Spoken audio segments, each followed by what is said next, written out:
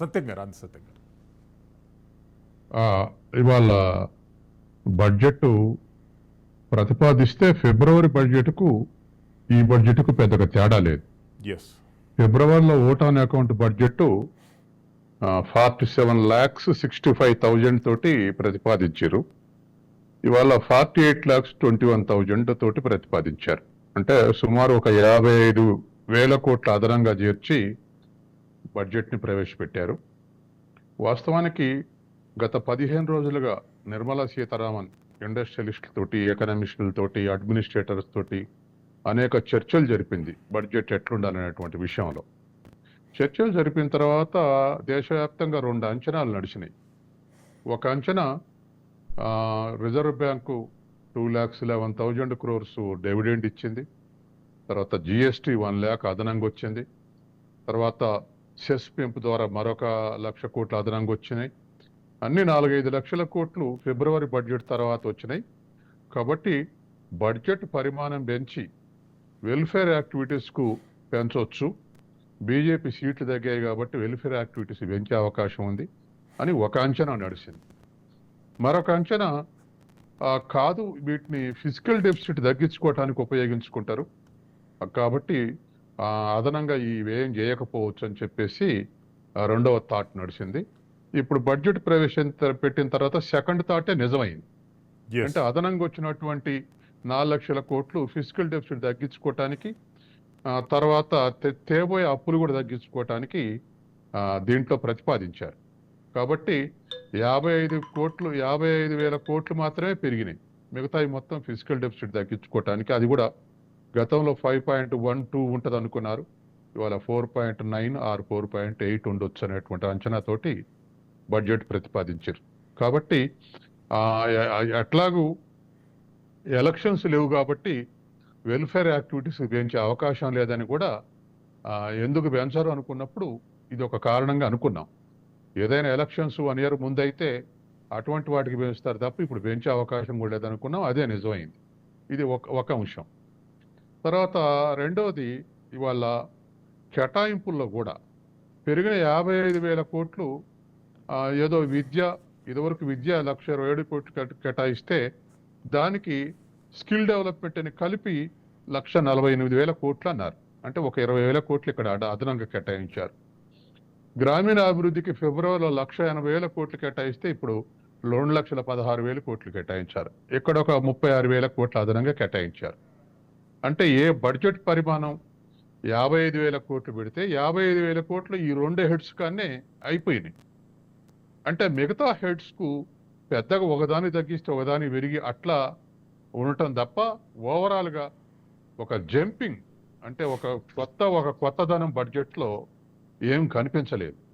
అట్లాగే income tax కూడా ఉద్యోగస్తులకు ఒక 2 years నుంచి బాగా కంట్రోల్ ఉంచారు.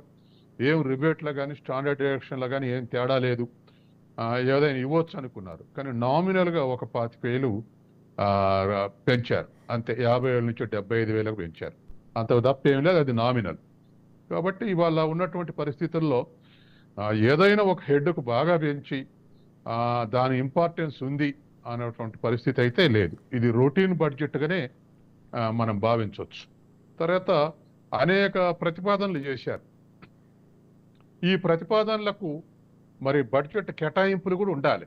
పాత కేటాయింపులతో కొత్త ప్రతిపాదనలు చేస్తే ప్రతిపాదనలు ఆకర్షణీయంగా ఉంటాయి, కానీ చివరికి రియలైజ్ అయ్యే వరకల్లా అవి రియలైజ్ కానటువంటి పరిస్థితి మనం ప్రతిసారి చూస్తూ ఉన్నాం. కాబట్టి అటువంటి పరిస్థితి వాళ్ళ ఎదురవుతా ఉంది. అయితే దీంట్లో కొత్తగా ప్రతిపాదించింది ఏమిటి అని గనక మనం అనుకుంటే మనకు సంతోషకరం ఏమిటంటే నేషనల్ ఇంటర్నేషనల్ లెవెల్లో అగ్రికల్చర్లో కానీ ఇతలా కానీ ఏదైనా ప్రాబ్లమ్స్ వస్తే దానికి పరిష్కారం సహకార వ్యవస్థే అంటారు. 1956లో స్టార్ట్ అయిన సహకార ఉద్యమం చివరికి ఇక్కడికి వచ్చే వరకల్లా దరిదాపు 70 ఏళ్ల తర్వాత దరిదాపు సహకార వ్యవస్థ అంతా కొలాప్స్ అయింది. ఎప్పుడైతే రాజకీయాలు సహకార వ్యవస్థలో దొరబడ్డాయో అప్పటి నుంచి ఇది కొలాప్స్ కావటం మొదలుపెట్టింది. సహకార వ్యవస్థలో రాజకీయ సభ్యులను చేర్పించి రాజకీయ నాయకులు సహకార సంఘాలను నిర్ణయించిన తర్వాత వాటి క్రెడిబిలిటీ పోయింది. ఇప్పుడైతే ఏ సహకార సంఘాన్ని నువ్వు ఆడిట్ చేసిన స్కాండల్ తప్ప ఇంకోటి ఉండదు. అట్లాగే మార్కెటింగ్ లో కూడా సహకార మార్కెటింగ్ పరిష్కారం అని చెప్తే ఈ సహకార మార్కెటింగ్ కూడా ఫెయిల్ అయింది. డిస్ట్రిక్ట్ లెవెల్లో మనకు సహకార మార్కెటింగ్ చైర్మన్ ఉంటాడు. అటువంటి చైర్మన్ నామినేట్ చేసి జిల్లా వ్యాప్తంగా సహకార మార్కెటింగ్ వ్యవస్థ నెలకొల్పిన అది కూడా ఫెయిల్యూర్ అయింది.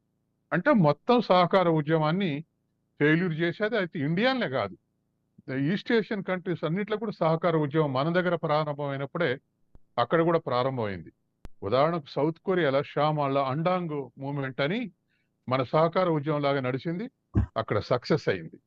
కాబట్టి ఇప్పటికైనా ఒక 70 ఏళ్ల తర్వాత నిర్మలా సీతారామన్ నోట సహకార వ్యవస్థను పటిష్టం చేస్తాం అనేటువంటిది మాత్రం సంతోషించదగినటువంటి విషయం. అట్లాగే ఇంకా జాతీయ స్థాయిలో మనం కనుక చూస్తే ముద్రా లోన్స్ మహిళల అభ్యున్నతికి ఉపయోగపడేది 10 లక్షల నుంచి 20 లక్షలకు పెంచామన్నారు. అవి ఎంతవరకు తీసుకుంటారో ఎంతవరకు అమలు చేస్తారు అనేది చూడాల్సినటువంటి విషయమే. అట్లాగే 100 ఇండస్ట్రియల్ పార్క్స్ నెలకొల్పుతూ అన్నారు. వాస్తవానికి ఇది ఓల్డ్ కాన్సెప్ట్. 1977లో జనతా గవర్నమెంట్ వచ్చినప్పుడు ఇండస్ట్రియల్ పార్కులు ప్రతి మార్కెట్లో ఒకటి నెలకొల్పారు, ప్రతి ఒక్క తాలూకా స్థాయిలో.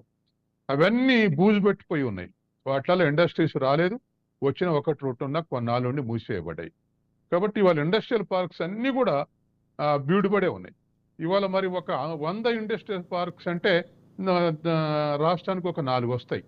ఇంకేమైనా పెద్ద స్థాయిలో పెడతారా ఏమిటనేది మనం ఎదురు చూడాల్సిందే.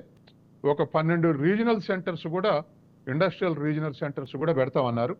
అవి కూడా రీజనల్ సెంటర్స్ అంటే మరి ఇన్ఫ్రాస్ట్రక్చర్ ఫెసిలిటీస్ కలిపి పెట్టిస్తారా, లేకపోతే ఓపెన్ మార్కెట్లో వచ్చినట్టు క్యాపిటల్ తోటి ఇన్స్టాల్ చేస్తే దానికి ఏమైనా సహకారం అందిస్తారా, అది మనం ఎదురు చూడాల్సిందే. Yes. అట్లాగా 500 డాక్టర్ అందసత్యం కంట్రీలలో గారు మళ్ళీ వస్తాను. మనతో పాటు డాక్టర్ జీవీఆర్ ఓకే. శాస్త్రి గారు ఉన్నారు.